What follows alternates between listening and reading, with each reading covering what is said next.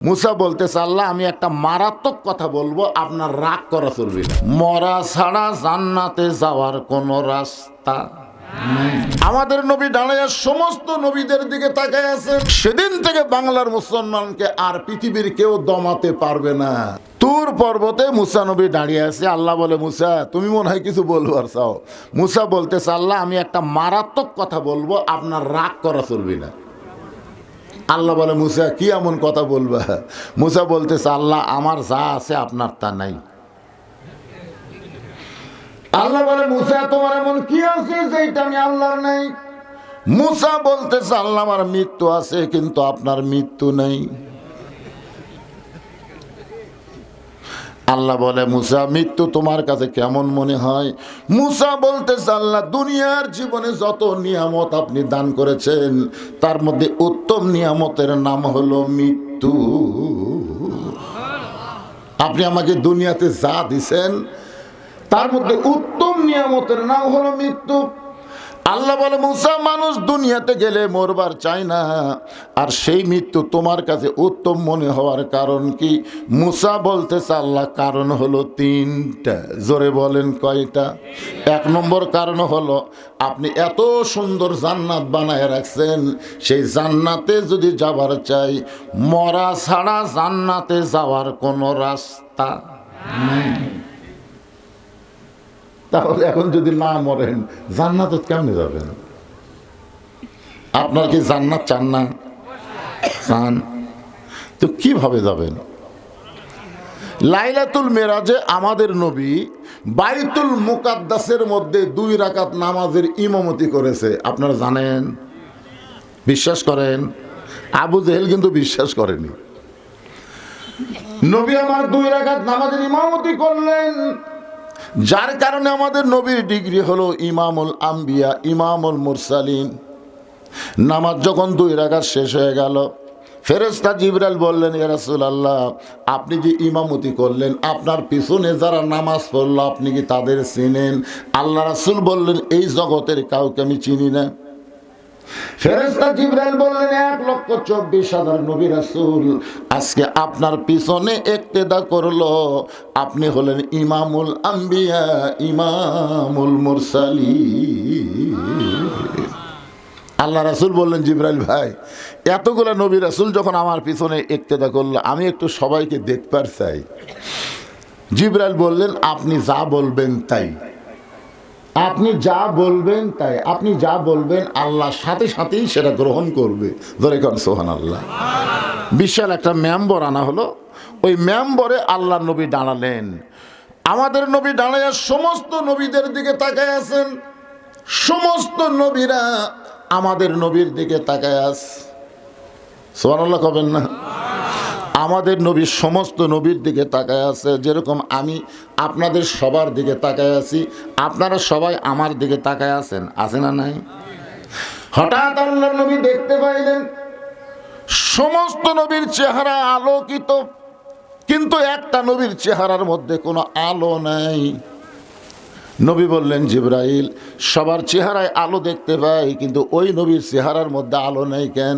জিবরাইল বলে, হুজুর আপনি তাকে কাছে ডাইকে জানতে পারেন। আল্লাহ নবী তাকে কাছে ডাকে বললেন, আপনার নাম কি? বলে, আমার নাম হলো ঈসা আলাইহিস সালাম। নবী বললেন, সমস্ত নবীর চেহারার মধ্যে নূর দেখি, আলো দেখি, কিন্তু আপনার চেহারার মধ্যে আলো নাই।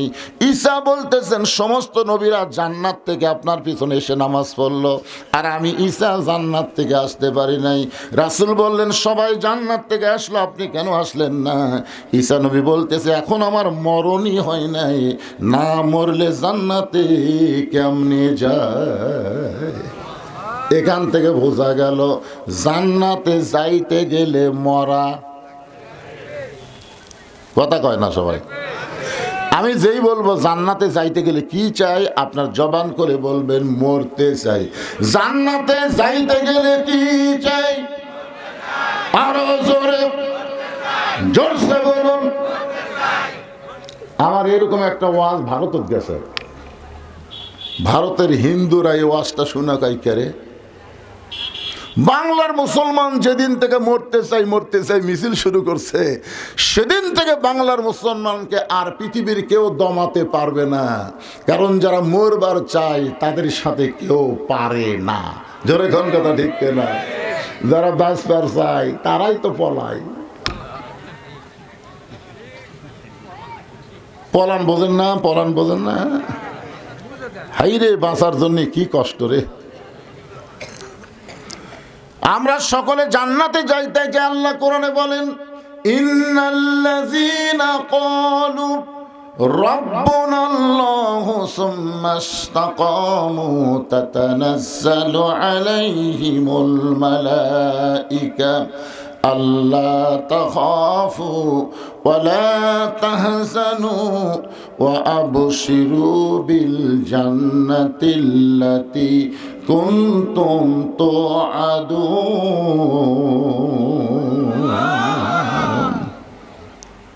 এই যে আল্লাহু আকবার বললেন, এই আয়াতের অর্থ জানেন? আপনার যখন মৃত্যু হবে, আপনি যখন মৃত্যুর বিছানায় পড়ে যাবেন, তখন আল্লাহ তাআলা দুটো ফেরেশতা আপনার কাছে পাঠাবে। দুইটা ফেরেশতা এসে বলবে, আল্লাহ তাখাফু, তোমার কোনো চিন্তা নাই, ওয়ালা তাহজান, তোমার কোনো চিন্তা নাই, কোনো টেনশন নাই, তোমার কোনো ভয় নাই। রে আল্লাহর বান্দা, এই মৃত্যুর বিছানা থেকে তুমি কোথায় যাবা?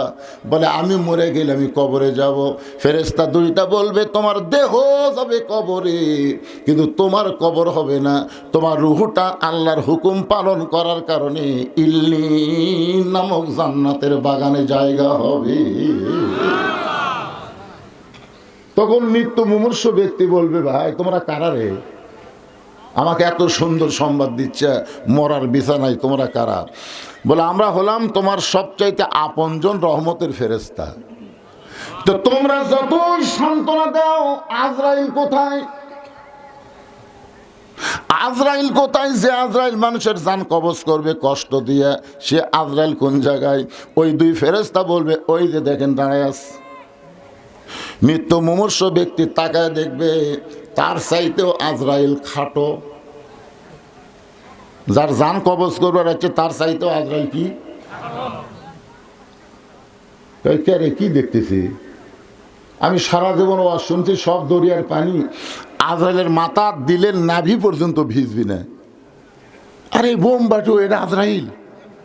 তখন ফেরেশতারা বলবে, ঠিকই আছে ভাই, আজরাইলের মতোই আজরাইল আছে, কিন্তু আল্লাহ তাআলা আপনার চোখে দুইটা লেন্স লাগাই দিছে, যে আপনি যে আল্লাহর ভয়ে আল্লাহর গোলামি করেছেন, সেই আল্লাহ ছাড়া অন্য কারো ভয় যেন আপনার কলিজায় না আসে, এজন্য বড় আজরাইলকে ছোট করে আপনার সামনে পাঠিয়ে দিছে। আপনি জানেন, মাটির আদমকে আল্লাহ সৃষ্টি করিয়া ঘোষণা করিলেন আল্লাহ শ্রেষ্ঠ বলিয়া, তাই নূরের ফেরেশতা করে মানুষকে সেজদা, সবার চেয়ে দিলেন মাটির মানুষকে সম্মান। প্রত্যেকটা মুসলমান যারা হবে তাদের মৃত্যুটা এমন ভাবে হবে, রাসূল বলেছেন, মায়ের স্তনের দুগ্ধ পান করতে করতে সন্তান যেমন ঘুমায়া যায়, তেমন ভাবে দুনিয়া থেকে তাকে ইল্লিন নামক জান্নাতের বাগানে নিয়ে যাওয়া হবে।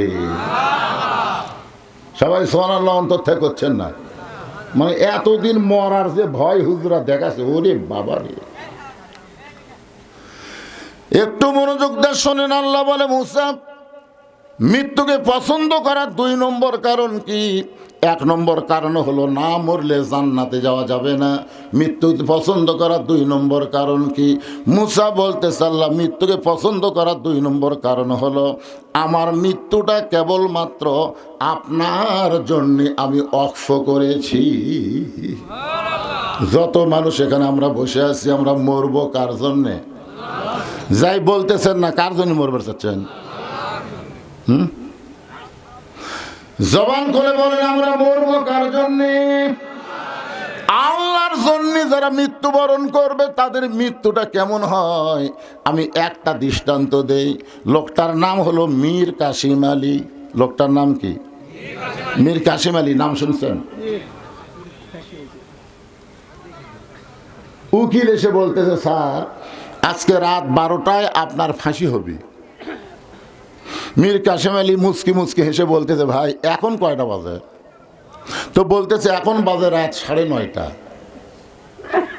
বলতেছে, আলহামদুলিল্লাহ এখনো 2.5 ঘন্টা। কয় ঘন্টা পর ফাঁসি হবে?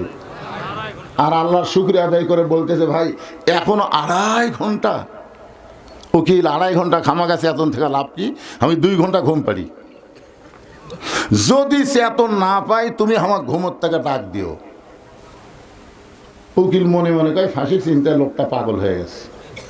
যার 2.5 ঘন্টা পর ফাঁসি হবি ওই বলে আবার 2 ঘন্টা ঘুম পাড়বি। চেতন না পালে বলে ডাক দেওয়া লাগবি।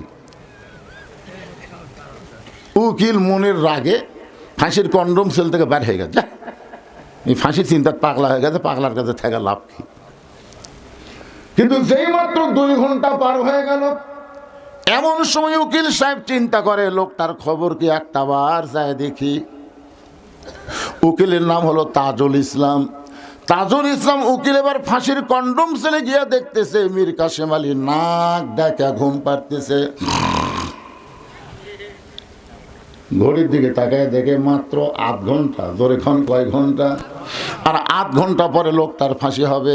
আর সেই লোকটা নাক ডাকে ঘুম পাড়তেছে। যেই মাত্র পাও লড়াইছে লোকটা চেতন পায়, বলে ভাইজান আমার কি ফাঁসির সময় হয়েছে? বলে না স্যার এখনো 8 ঘন্টা দেরি আছে। কয় আলহামদুলিল্লাহ। আলহামদুলিল্লাহ মুসকে হাসিতে ওযু করে 2 রাকাত নামাজ পড়ে কোরআনের সূরা মুলক আর মুজাম্মিল তেলাওয়াত করে ফাঁসির কন্ডম সেলের মধ্যে সবচাইতে ভালো যে পাঞ্জাবিটা ছিল ওই পাঞ্জাবি পরার পরে চিরুনি মাথার চুল হাসরায় বলে, উকিল রে দেখো তো আমাকে কেমন লাগতেছে। উকিল কান্দের বলে, স্যার এখনই আপনার ফাঁসি হবে। আপনি পাঞ্জাবি গায়ে দিয়ে মাথার চুল আঁচড়ান, আপনি কি শ্বশুর বাড়ি যাবেন? মীর কাসেম আলী মুচকি মুচকি হাসের বলে, পাগল ফাঁসি হবে আমার আর তুই কেন কাঁদতেছিস? তুই তো জানিস না অন্যায়ভাবে কাউকে যদি ফাঁসি দেওয়া হয়, অন্যায়ভাবে কাউকে যদি হত্যা করা হয়, তার ফাঁসির মঞ্চে যাওয়ার সঙ্গে সঙ্গে আল্লাহ তাআলা 8টা জান্নাতের দরজা খুলে দেয়।